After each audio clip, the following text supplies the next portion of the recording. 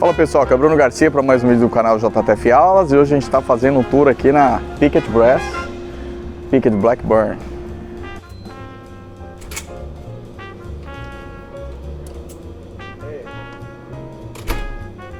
Here in the Blackburn trumpet shop, we have several craftsmen that produce horns from scratch. So we make tubing and the lead pipes and all of these parts in-house. This is an open wrap cornet that Robert is working on. Here we have the lead pipe put on, and we have the tuning slide and the slides built. Brian here is working on another horn. This looks like an E-flat, a 3-valve E-flat, and he's ragging up the valve section so that finishing later is easier. A lot of companies will assemble a horn completely and then go polish it. And as a result, it typically is over finished because you can't reach everywhere. Whereas what Ryan's doing here, he can reach all sorts of areas that you couldn't get once you put the horn together. This is something that Cliff Blackburn taught us early on so that we had the best looking horns possible out of here. After we acquired the Blackburn Trumpet Company in 2016, we proceeded to making bells and the valve clusters and all the tubing and crooks in-house. One thing that Cliff Blackburn did not make at the time was actual pistons. And so that we were able to be self-sufficient and to make everything in-house, we learned how to make trumpet pistons a couple years ago. So pistons are probably one of the hardest things to put together because it's a whole bunch of parts and a whole bunch of operations.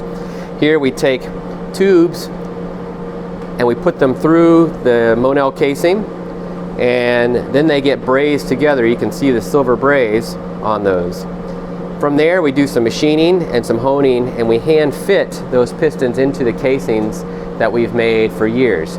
As a result, we get really good alignment on our ports and very, very good solid action. In addition to the valve sections, I mentioned that we also draw our own tubing. And so all of our tubing is drawn in-house so that we get exactly the right size and diameter that we want, whether it's a small bore piccolo trumpet or a medium large B flat or a large bore C or any other number of sizes that we produce. The problem is all of these tubes are straight, and so we need to make the tuning slides and the crooks that are on your slides.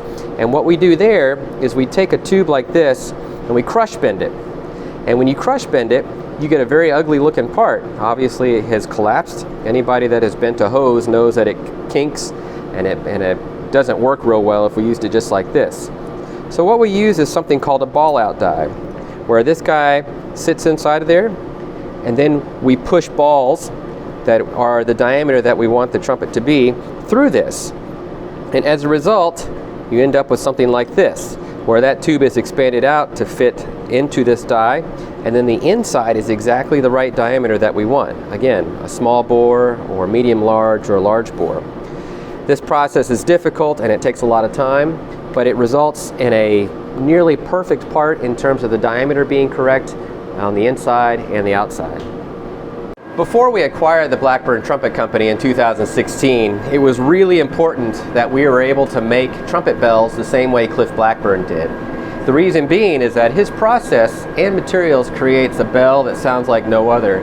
Out of the ambronze material, we find that the projection is far superior to most, and the intonation is amazing. But just copying his shape is not enough. We had to replicate his process. So we start, much like a lot of companies, with a pattern like this. It's just a flat sheet of brass, and we have to fold it over in order to create this shape. So this has a seam that has been brazed together all the way down by hand, and so you create this goofy shape. From here, everything is manual. We take that shape and we hammer it out to this shape so that it kind of looks like a sack butt instrument.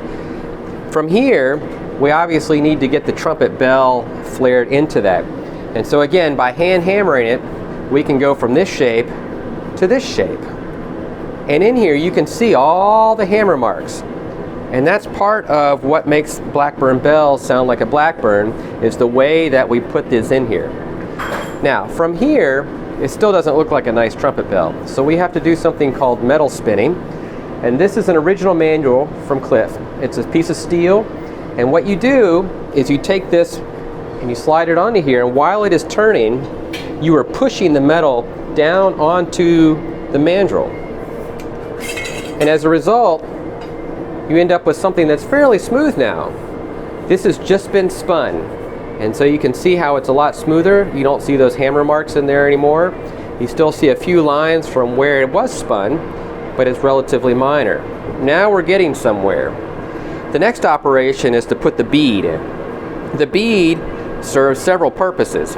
One, it simply provides a nice, robust mechanical safety, right? It keeps your bell from getting dinged. But more importantly than that, it affects what the bell sounds like. The majority of our bells have a steel wire. We also offer an option of a brass wire, which is a little bit brighter, but not as much carry. So that is done, and you get more of what you expect here, where that metal is wrapped around that wire. You don't see the wire in there, but now it's wrapped around. From here, we end up doing a little bit of draw filing, which is smoothing the outside, and then polishing, and then you end up with the bell that you have on your horn. So once we have that horn all put together, in order to get it really shiny, we spend a lot of time in the buffing room here. And this is where a lot of patience is needed, because if you rush and you make a mistake and the buffer grabs that horn and throws it on the room or throws it on the floor, you've taken 50 or 60 or 70 hours of work and you've thrown it in the trash. And so it's very important for Robert and Ryan and Greg in order to spend as much time as possible and slowly in order to get exactly the finish and the look that we want.